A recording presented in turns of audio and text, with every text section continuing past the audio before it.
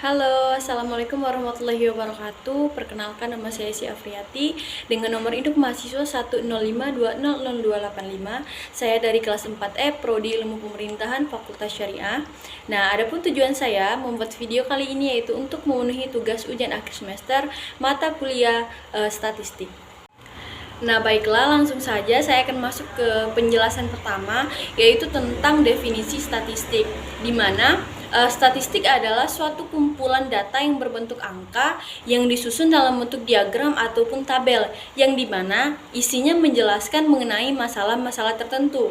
Kemudian, statistik juga dapat dikatakan sekumpulan metode atau aturan mengenai pengumpulan, analisis, pengolahan, dan penafsiran dari data-data atau angka-angka yang didapatkan dari hasil pengamatan. Kemudian selanjutnya, pada umumnya statistik itu digunakan dalam berbagai bidang penelitian, misalnya di bidang ekonomi, di bidang bisnis, manufaktur, bidang pemasaran, dan lain sebagainya.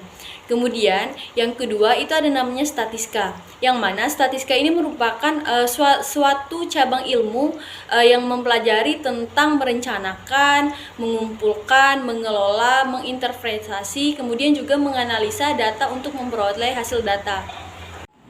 Nah, di sini yang kedua yaitu langkah-langkah untuk membuat tabel distribusi frekuensi.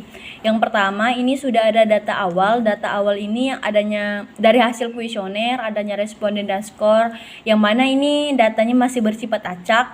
Nah, kemudian di sini data yang kedua itu data yang sudah saya urutkan dari data terkecil sampai ke data terbesar. Yang mana data terkecilnya adalah 60 dan data terbesarnya adalah 22. Kemudian selanjutnya yaitu menentukan jangkauan. Nah, jangkauan ini yaitu disimbolkan dengan R, yang mana rumusnya adalah data terbesar dikurang dengan data terkecil. Nah, data terbesar didapatkan 82 dan data terkecil didapatkan 60, sehingga 82 dikurang dengan 60 itu hasilnya adalah 22. Nah, selanjutnya yaitu menentukan banyak kelas. Banyak kelas disimbolkan dengan K, yang mana rumusnya adalah 1 ditambah 3,3 dikali log N. N ini adalah banyaknya jumlah data atau jumlah kelas. Nah, selanjutnya berarti 1 tambah 3,3 dikali dengan log N. Log N ini adalah 15, berarti 1 ditambah 3,3 dikali log 15. 1 ditambah 3,3 dikali dengan log 15 adalah 1,176. Hasilnya adalah 4,88 sekian dan dibulatkan menjadi 5. Kenapa dibulatkan? Karena untuk membuat tabel distribusi frekuensi itu tidak bisa menggunakan bilangan berkoma atau bilangan desimal. Nah, selanjutnya itu menentukan interval kelas. Rumusnya adalah I sama dengan jangkauan dibagi banyak kelas. I sama dengan R per K sama dengan 22 dibagi 5, hasilnya adalah 4,4 dibulatkan menjadi 5. Selanjutnya menentukan batas kelas pertama, yang mana batas kelas bawahnya adalah 60. Selanjutnya tabel distribusi frekuensi. Nah, di sini ada 3 kolom. Yang pertama kolom nilai, kolom teli, dan frekuensi, yang mana nilai ini untuk menentukan berapa banyak data dari 60 sampai 64 ini rentangnya ditentukan oleh interval kelas, yang mana interval kelasnya ada 5. Jadi 60, 61, 62, 63, dan 4. Nah, begitupun selanjutnya. Nah, untuk menentukan teli dan frekuensi ini ada berapa banyak data. Misalnya contoh nomor 1 yaitu 60 sampai dengan 64. Dari data yang ada berapa banyak angka atau nilai dari data 60 sampai 64. Nah, di sini itu adanya 1. Karena di sini cuma ada 60 kemudian langsung ke 65, sehingga data dari 60 sampai 64 itu adalah 1, frekuensinya 1. Begitupun untuk penjelasan selanjutnya. Nah, kemudian untuk menentukan apakah frekuensi kita ini benar 15, ini adalah hasilnya 15, ini dapat kita tentukan dari sini bahwa ada 15 kolom jumlah banyak datanya. 1, 2, 3, 4, 5, 6, 7, 8, 9, 10, 11, 12, 13, 14, 15. Nah, sekian penjelasan dari saya, lebih dan kurang saya mohon maaf. Nah, selanjutnya yang ketiga yaitu kegunaan statistika. Yang pertama, kegunaan statistika untuk membantu penelitian dalam menggunakan sampel sehingga peneliti dapat bekerja secara efisien dan hasil yang didapatkan sesuai dengan objek yang diteliti. Kemudian yang kedua, kegunaan dari statistika yaitu membantu peneliti untuk membaca data yang telah dikumpul sehingga peneliti dapat mengambil keputusan.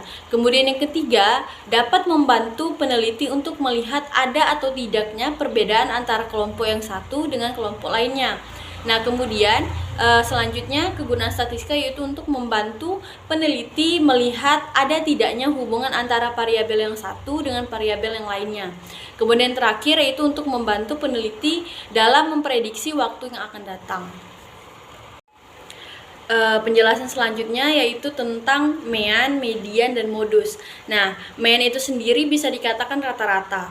Mean adalah salah satu ukuran gejala pusat. Nah, yang mana mean dapat dikatakan sebagai wakil atau kumpulan dari data-data. Yang dapat menentukan mean dilakukan dengan cara menjumlahkan seluruh nilai data, kemudian membaginya dengan banyak jumlah data. Nah, kemudian yang kedua yaitu ada median atau kuartil, yang mana median ini adalah nilai tengah dari sekumpulan data yang telah diurutkan dari data terkecil sampai ke data terbesar maupun sebaliknya.